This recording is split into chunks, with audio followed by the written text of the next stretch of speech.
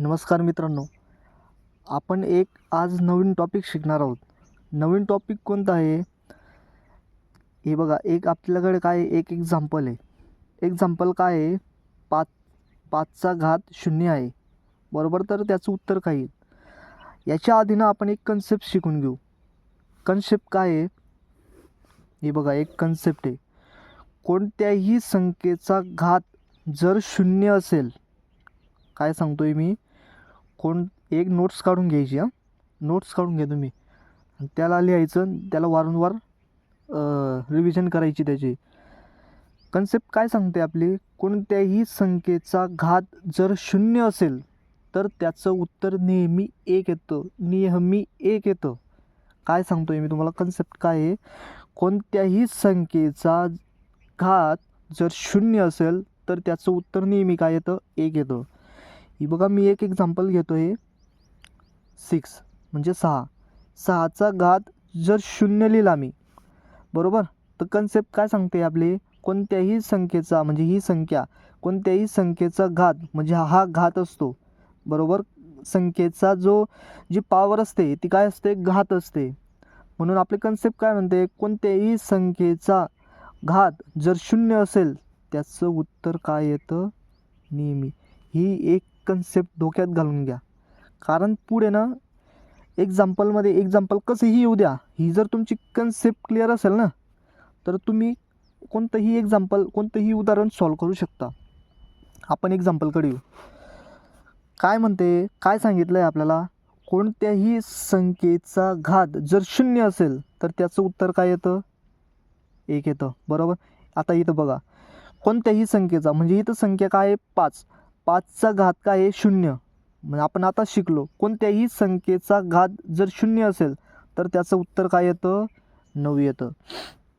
म्हणून याचं उत्तर काय येणार आहे? 1 येणार आहे, बरोबर. कोणत्याही संख्येचा घात जर 0 असेल तर त्याचं उत्तर काय येतं? 1 येतं. एक एक्झाम्पल बघू आपण. आता हे वेगळ्या टाईपचं येईल, फक्त तुमची जर कन्सेप्ट क्लिअर असेल ना, तुम्ही सॉल्व करू शकता. आता तुम्हाला हे एक्झाम्पल खूप कठीण वाटेल, नवीन खूप कठीण वाटेल. एक्झाम्पल काय आहे? 3चा घात 0 प्लस 5चा घात 0 प्लस 7चा घात 0.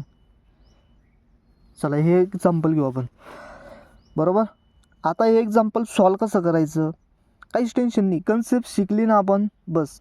काय सांगितलं आहे तुम्हाला? कोणत्याही संख्येचा घात जर 0 असेल तर त्याचं उत्तर काय येतं? 1 येतं, बरोबर. याचं पण काय उत्तर येईल मग? हे प्लसचं चिन्ह, हे अधिकचं चिन्ह, अधिक. कोणत्याही संख्येचा घात 0 आहे, काय येतं? 1. कोणत्याही संख्येचा घात 0 आहे, काय येतं? 1. काय उत्तर आलं मग? 1 2 3. काय उत्तर आलं? 3, बरोबर. केवढं कठीण वाटायचं आपल्याला?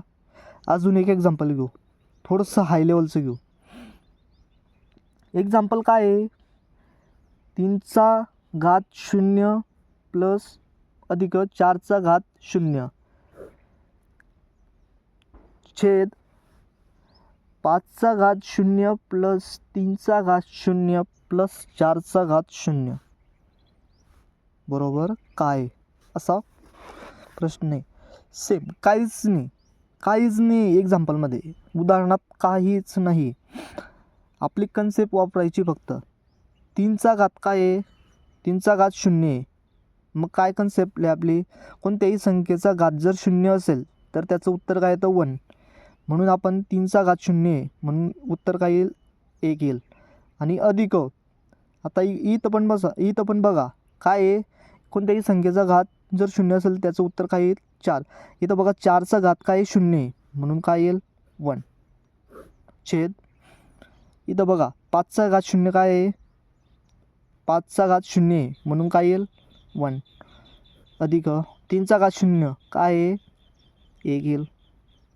अधिक 4चा घात 0 काय आहे? 1 येईल. काही राहिलं का गणितात? काहीच नाही. 1 आणि 1 किती झाला? 2, बरोबर. 1 1 1 किती झाला? 3. फायनल आन्सर झालं. फक्त कन्सेप्ट क्लिअर करून घ्यायची, कसंही येऊ द्या. आता इथं अधिकाची बेरीज आली, बरोबर. मध्ये मायनस पण येऊ शकतं, इथं वजाबाकीचं चिन्ह येऊ शकतं, इथं अधिकाचं चिन्ह येऊ शकतं, काही येऊ द्या. आपली कन्सेप्ट जर क्लिअर आहे ना, ते ऑटोमॅटिक सॉल्व होतं. आणि हळूहळू सॉल्व करायचं. त्यानंतर याच्यावर प्रॅक्टिस करायची. तुम्ही जर डेली प्रॅक्टिस केली ना, तर तुम्हाला ना आठवण पडणार नाही. मग ते बॉडमसमध्ये येऊ द्या, कुठे येऊ द्या, काही अडचण राहणार नाही तुम्हाला. ठीक आहे. अजून नंतर एक टॉपिक घेऊ आपण. आतापुरता एवढंच.